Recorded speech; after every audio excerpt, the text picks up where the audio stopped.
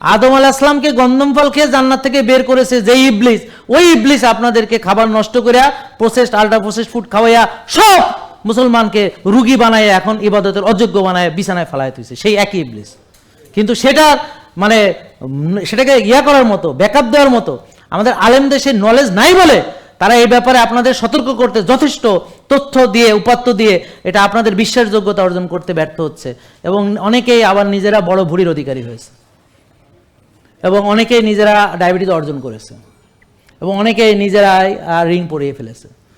মানে তারা ওইটার মানে যে কাউন্টার দেওয়ার তো দূরের কথা, নিজেকেই রক্ষা করতে পারে নাই এই ফ্যাসাদ থেকে, ফিতনা থেকে, এই ইবলিসের ফিতনা থেকে নিজেকেই রক্ষা করতে পারে নাই।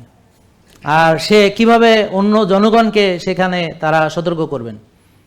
আমি কেন এই কথা বললাম, কারণ কোরআন হাদিসের জ্ঞান যেহেতু তাদের কাছে আছে, আমরা তাদেরকে বিশ্বাস করি বিধায় তারা যদি হালাল তো এবার ব্যাখ্যা করতে প্রসেসড ফুড আল্ট্রা প্রসেসড ফুডের অপকারী ক্ষতিকর দিক তুলে ধরতেন এবং রিয়েল খাবার এর ব্যাখ্যা তুলে ধরতেন এবং সেটার খাওয়ার প্রয়োজনীয়তা তুলে ধরতেন, তাহলে জাহাঙ্গীর কবিরের চেয়ে অনেক বেশি লোক তাদের কথায় বেশি উদ্বুদ্ধ হতো।